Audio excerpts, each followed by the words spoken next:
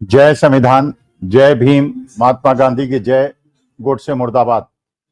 देखिए, ये जो 2014 के बाद बनी हुई सरकार है,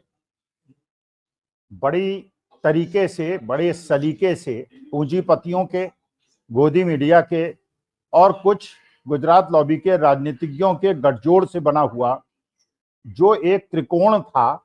उसकी सफलता का बाद में, जिसमें बाद में चुनाव आयोग को भी शामिल कर लिया गया, नियमों को बदल के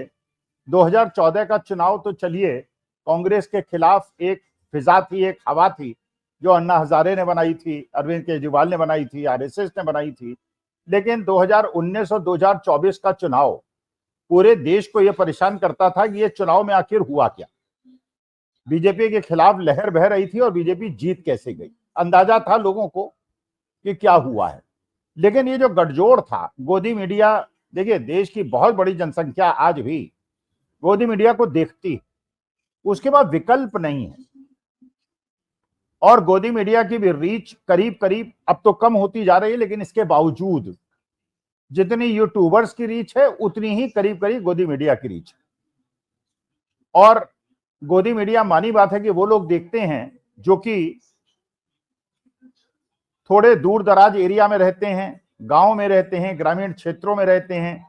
जिनके पास स्मार्ट टीवी का फैसिलिटी नहीं है, इंटरनेट की फैसिलिटी नहीं है, तो वो टीवी न्यूज को देखते हैं, गोदी मीडिया को देखते हैं। उनके प्रभावित होने की चांसेस ज्यादा हो जाती हैं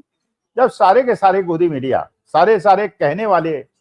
मेन स्ट्रीम मीडिया एक ही खबर दिखाते हैं, लोगों को गुमराह करते हैं। और जो लोग यूट्यूब को देखते हैं, जो स्मार्ट टीवी को देखते हैं,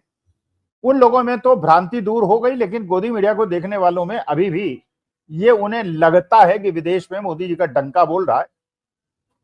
और मोदी जी का जो स्वागत होता है वो चाहे अग्निवाड़ी वर्कर्स के माध्यम से या शिक्षकों को भीड़ इकट्ठा करके मोदी मोदी के नारे लगवाए जाएं, लेकिन एक आभास जरूर वो दे देते हैं कि जैसे मोदी जी अभी भी बहुत ज्यादा पॉपुलर नेता हैं। और देखिए, जब अच्छा समय होता है तो सारे दाम आपके सीधे पड़ते हैं, और जब समय खराब होता है तो सारे दाम आपके उल्टे पड़ते हैं। शुरू में 6 महीने पहले तक ये स्थिति थी कि गोदी मीडिया जो माहौल बनाता था वो माहौल बन जाता था, और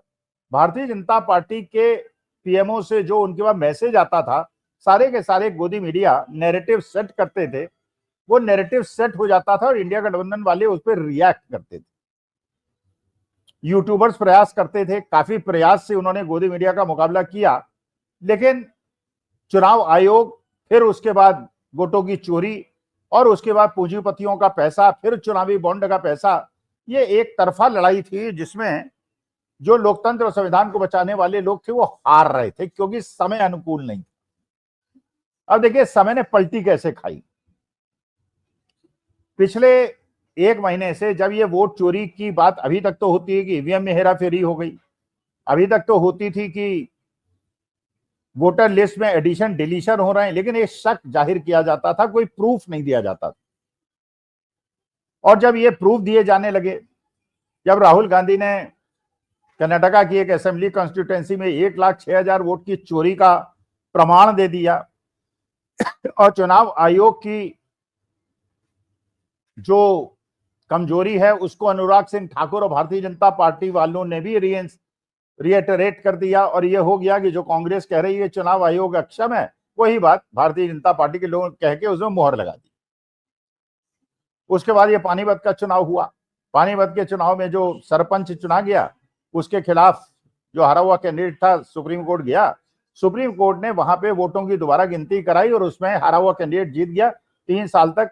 जीता हुआ कैंडिडेट जो फर्जीगिरी से, वोट चोरी से जीता था, वो हार गया। इसका मतलब यह है कि ईवीएम में काउंटिंग में भी गड़बड़ी हो सकती है, तो प्रूव हो गया, सुप्रीम कोर्ट में प्रूव हो गया। चौधरी वीरेंद्र सिंह आप जानते ही हैं कि उनके में भी वोट से हारे, वो 100 से कम वोटों से, और 250 वोटों में उन्हें इनवैलिड बता के चुनाव जीत दिया कि वही कोर्ट केस चल रहा है। और आप जानते हैं टाइम लगेगा, लेकिन अंत में वो इलेक्शन जीत जाएंगे, क्योंकि इनवैलिड वोट बता के उनको इलेक्शन हराया गया है, और ये समय बीतने में आपको पता चल जाएगा वो चुनाव जीत गए। लेकिन अब गोदी मीडिया जो नैरेटिव बनाने का प्रयास कर रहा है वो बन नहीं रहा है। जब से ये वोट चोरी की बात हुई, गोदी मीडिया का पूरा प्रयास है, और आप देखेंगे अगर 10 गोदी मीडिया आप देखेंगे तो गोदी मीडिया के अंदर एक ही टैगलाइन हर गोदी मीडिया में चलती है, जैसे कि कहीं से पीएमओ से उन्हें आदेश मिलता है कि आज आपको यही मुद्दा चलाना है। कभी ये होता है कि भारत ये उठ खड़ा हुआ अमेरिका के ट्रंप के खिलाफ और भारत नहीं झुकेगा, अब मोदी जी ने जवाब दे दिया। ये सारी टैगलाइन आपको सारे गोदी मीडिया में करीब करीब एक सी दिखाई पड़ेगी, तो आपको लगेगा कि नैरेटिव सेट किया जा रहा है। लेकिन अब क्या हो रहा है कि गोदी मीडिया के प्रयासों के बावजूद वो नैरेटिव सेट नहीं हो रहा। अगर आप पिछले 10 दिन का गोदी मीडिया में देखेंगे वो चीज तो आप बिल्कुल पाएंगे कि हर चैनल के अंदर एक ही खबर चलती है। जैसे पहले खबर चली कि ये कुत्तों पे निर्णय आ गया सुप्रीम कोर्ट का, अब सारे के सारे चैनल कुत्तों पे डिस्कशन करने लगे। और ये भी बात बिल्कुल सच है, सड़कों पे उतरे लोग जो कि डॉग लवर्स थे और ऐसे भी जो थे जो कि कुत्तों के खिलाफ थे, उनके बीच के संघर्ष को सारे गोदी मीडिया ने दिखाना शुरू कर दिया। उन्होंने कहा कि असली मुद्दा जो वोट चोरी का है उससे ध्यान बढ़ जाए, और लोगों का ध्यान जो है, और ये हेडलाइन भी डालने लगे पूरा देश बढ़ गया कुत्तों के फेवर में और अगेंस्ट में बढ़ गया, पूरा नैरेटिव चेंज करने का, लेकिन नैरेटिव चेंज हुआ नहीं। उसके बाद जब ये पता चला कि बिहार के अंदर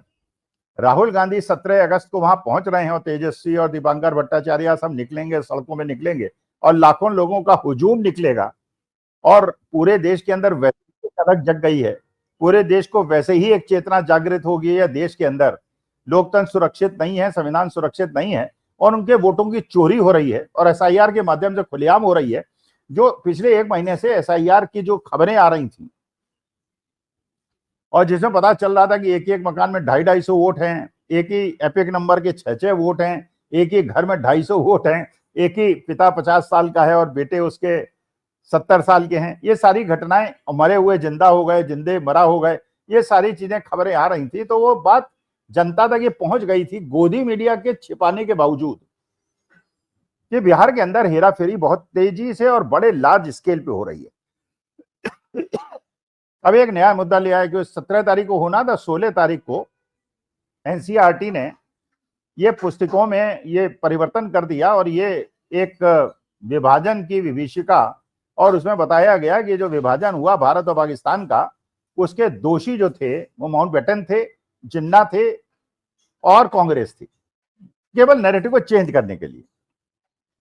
और सारे गोदी मीडिया आपने देखे होंगे एक ही चीज पे डिस्कस कर रहे थे कि ये विभाजन के जिम्मेदार, अब वो हिंदू मुसलमान का नैरेटिव उन्हें चमकाना है, क्योंकि उन्हें लग गया कि ये जो वोट चोरी का मामला है बहुत ज्यादा नीचे उतर गया है और बिहार की जनता पूरी तरह से सड़कों पे उतरने के लिए तैयार हो गई है, तो हिंदू मुसलमान का नैरेटिव जो इनका ढीला पड़ गया था उसको तेज करने की आवश्यकता है। और जब हिंदुस्तान पाकिस्तान की बात होती है तो हिंदू मुसलमान का नैरेटिव अपने आप पक्का हो जाता है। सारा गोदी मीडिया अपने कर्तव्यों का निर्वहन करते हुए वो बताने लगा। अच्छा, फिर कांग्रेस साइड में बताया गया कि भाई ये तो 2 नेशन थ्योरी थी, ये सावरकर ने बताई थी, ये तो हिंदू महासभा ने बताई थी, और अंग्रेजों के साथ थे जब ये हो रहा था संघर्ष, हिंदूवादी संगठन, और कांग्रेसी अंग्रेजों से संघर्ष कर रही थी। ये भी लोगों ने बताया कि भाई आज तो घर घर के अंदर बंटवारा हो रहा है, भाई भाइयों में बंटवारा हो रहा है, और पिता भी ये सोचता है कि मरने से पहले बंटवारा कर दूं वरना ये आपस में लड़ मरेंगे। तो उस चक्कर में अगर सरदार पटेल ने भी दस्तखत किए थे, अकाली दल वालों ने भी दस्तखत किए थे, किसी ने उसका विरोध नहीं किया था जब बंटवारा हुआ था। आरएसएस और ये हिंदू महासभा और हिंदूवादी संगठनों भी उसका विरोध नहीं किया था, क्योंकि हिंदूवादी संगठन खुद ही चाहते थे कि मुसलमान के लिए एक देश बन जाए और हमारे देश में हमारी मेजोरिटी हो जाए। अगर वो न होता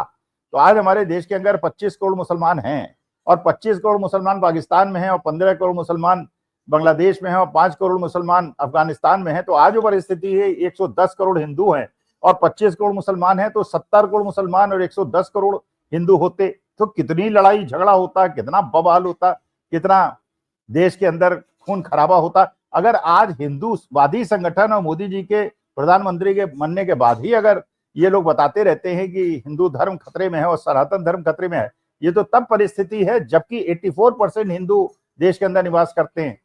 अगर 55 या 60% हिंदू होते हैं, 40% मुसलमान होते, तब तो ये वास्तविकता हो सकती थी कि हिंदू सही में खतरे में हो जाता। तो अब ये सारी जब बातें खुलने लगी और ये हो गया कि अब ये नैरेटिव को चेंज नहीं कर पा रहे हैं, अब ये डॉग्स की तरफ उसको नहीं ले जा पा रहे हैं, अब ये ऑपरेशन सिंदूर पे नहीं ले जा रहे हैं। ऑपरेशन सिंदूर में भी और जो युद्धराम हुआ उसमें भी मोदी जी की निंदा हो रही है। और ये भी हो गया कि ये जो एनसीईआरटी में चेंज किया गया है ये भी नहीं पनप रहा है। और इसके बाद अलग अलग संदेश मिलने शुरू हो गए।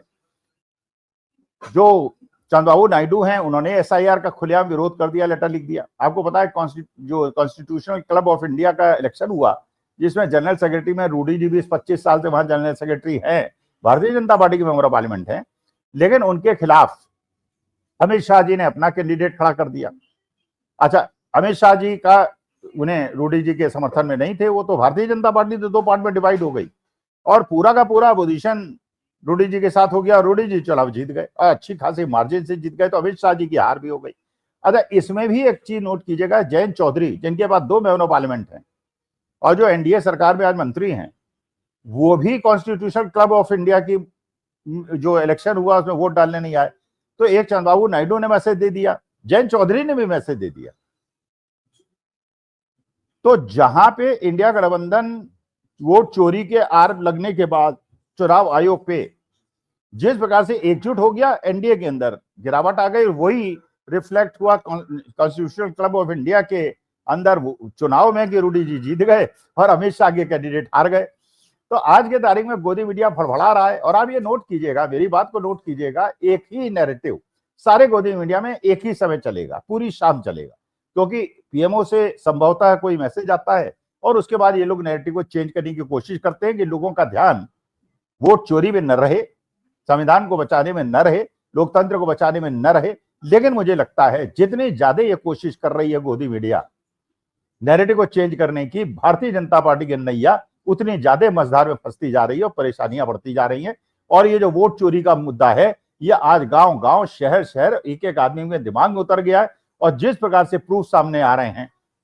अब कोई संशय लोगों के दिमाग में नहीं रह गया है कि भारतीय जनता पार्टी 2019 और 2024 और विधानसभा के चुनाव केवल हेरा फेरी और वोट चोरी से जीती है। नमस्कार, धन्यवाद और प्रणाम।